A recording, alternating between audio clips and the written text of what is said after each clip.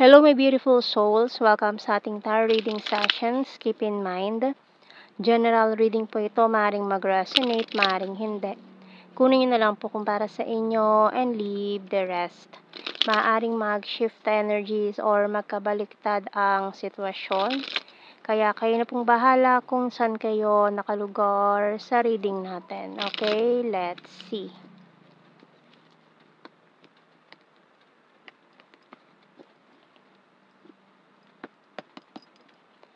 So we have here the Chariot card, 4 of Cups, 10 of Swords, Page of Swords,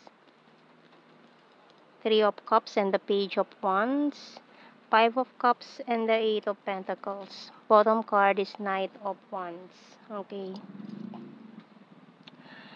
So, mukhang may marireceive kang message from this person na maaaring someone na parang nasira yung tiwala mo nitong taong to. Or maaaring nireject ka niya and then binitrade ka pa niya with this 10 of Swords and 4 of Cups natin dito. And now this person is watching you. Nag-i-stalk yan sa social media mo. Inaalam niya lahat ng mga ginagawa mo ngayon sa buhay. Trabaho, location, sino laging kasama mo, nag-iimbestiga yung taong yan. Iniimbestigahan ka nitong taong ito. And may specific sign tayo dito ng Cancer. Cancer sign. So, tingnan natin sa ating mga signs and symbol cards. Kasi itong taong to ay definitely hindi siya masaya ngayon sa kung anumang buhay meron siya. Ayan. Kumbaga, naiinggit siya kung anong meron ka ngayon Kung dahil mukhang masaya ka sa buhay mo pero siya hindi, nalulungkot yan. And ayan, maaaring this person will send you a message. Maaaring sa una is pa-mysterious effect yan. Hindi siya magpapakilala muna. No? Mukhang nakamove on ka na sa taong to Pero itong taong yan mukhang hindi pa rin. We have here 3. Well, ayan watching you from afar and open book. Okay, still open book pa and bottom card are glass. So gusto talaga ng reconciliation nitong taong to or magkausap ulit kayo man lang, ganyan. Marami rin siya parang gustong ipaliwanag. Gusto niya magpaliwanag sa mga nangyari before. Kasi nakikita niya very blooming ka ngayon, hindi lang sa iyong physical appearance, kundi na rin sa iyong finances as well. So maganda ang talagang nahaharvest mo na yung mga pinaghirapan mo. And then siya, para kasi binitawan ka nitong taon to dati dahil feeling niya is obstacle ka or wala ka may tutulong sa kanya, sa kanyang pangarap. Pero hindi niya alam na nung binitawan ka niya, ikaw pala yung parang lucky charm, ganun. So, nung nawala ka sa buhay niya, parang siya naman yung nawindang. Siya yung nagka-problema. Kumbaga dati nung this person, nasa buhay ka niya, maayos yung pasok ng pera sa kanya, yung mga blessings, ganyan. Is maganda ang flow. Nung iniisip niya na makakakuha pa siya ng masigit sa'yo, kaya siguro binitawan ka niya, hindi niya alam na yung pala yung magiging reason bakit babagsak siya. Ngayon, ikaw ang maganda ang estado sa buhay ngayon, nakasilip yan sa'yo, nakamasid. Angel Therapy by Archangel Raphael. Give your cares and worries to us angels and allow us to take your burdens. So, ayan talagang tinutulungan ka ng Archangel sa mga naging problema mo, lalo na rito lang iniwan ka nitong taon to or binitawan ka niya. So, ngayon nakikita niya okay ka, stable. Ayan, so ngayon very unstable tong taon to, no? Malaki yan nawala sa kanya nung umalis ka or binitawan ka niya. Kaya ngayon laki pang hihinayang niya na bakit binitawan ka niya. Ikaw pala yung lucky charm niya. So, we have here, you're my wish come true. Diba? Ngayon lang yun na-realize yun.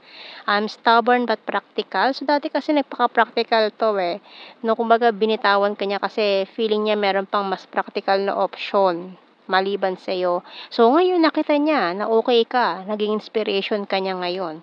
I have fear and anxiety. Ito, I regret rejecting you. Di ba?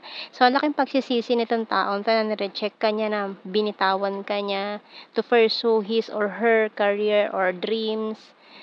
Tapos feeling niya mas makakakuha pa siya ng masigit kaysa sa'yo, pero hindi pala gano'n. So, husband-wife material na binitawan pa niya, waiting for you, and you're so sexy. Yung bottom card, money is important. Kasi ito yung importante sa kanya. I-achieve lahat yan, no? Pero hindi niya alam is nabitawan niya yung pinakamahalagang bagay o tao, no? So, tingnan natin. More messages natin dito sa ating The Hidden Truth Oracle cards. So, sinasabi niya dyan, I am becoming a better person. I wish I could take back my words. So, yung mga sinabi niya sa'yo masasakit dati, na parang ginudge ka pa niya, dinown ka pa niya, na sinabi niya ganito ka lang, ganyan ka lang, hanggang dyan ka lang. Yung mga ganong nakaka-down na words, ganon. Kumbaga feeling niya superior siya sa'yo, na hindi mo siya mapapantayan. Pero ngayon, tingnan mo naman na parang siya na yung lumagpak ngayon at ikaw na yung nasa taas. So, I reflare conversations over and over. Just being near you is intoxicating. I feel you leaving me behind. Sometimes I stay awake thinking about you and I want to tell you how I feel.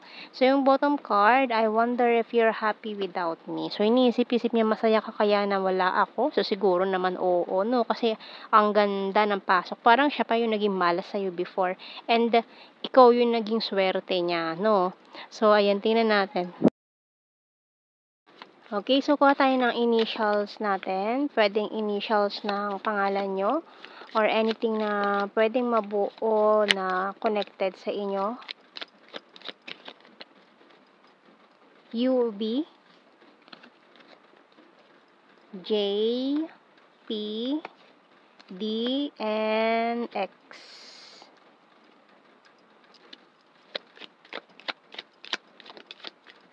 Letter G, A, N,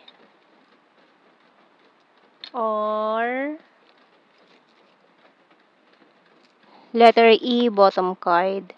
So, let's see sa blue card, we have here passion, celebration, and may twin flame. So, may twin flame energy tayo dito. Ayan. So, tingnan natin sa general signs and messages. So, maaaring kung nakikita niya kasi yung mga celebration, yung mga ginagawa mo na party-party, ganyan, nakikita niya yan nagtataka siya. Bakit ang ganda ng, mo ngayon, puro celebration yung ginagawa mo, puro party, ganyan. So, kaya parang alam niya yung mga nangyayari sa buhay mo, nag-i-stock yan Tingnan natin sa general signs and messages. So, mga keywords na lang to, hindi na natin kailangan i-explain. We have here number 6, flower farm. Sword is air sign, Gemini, Libra, Aquarius. Beach and hilarious. Athletic, Desayas, beautiful, sweet, and Sagittarius. May mga plastic persons din na maaaring nanggulo sa inyo before, nakisawsaw, nakigulo, nakichismis, nag-share ng mga maling balita, mga dyan, maling paratang, maling information, di ba? High expectations. Number 4, future lover, October, quiet person, Capricorn, summer, selfie-holic. Number 1, rainy season, this July, funny, may mga chismosang kapitbahay din, ayan, caring, May, another air sign, Gemini, Libra, Aquarius, March, and number 10. So, yan ang ating reading, my beautiful souls. Thank you for watching. Take care and God bless.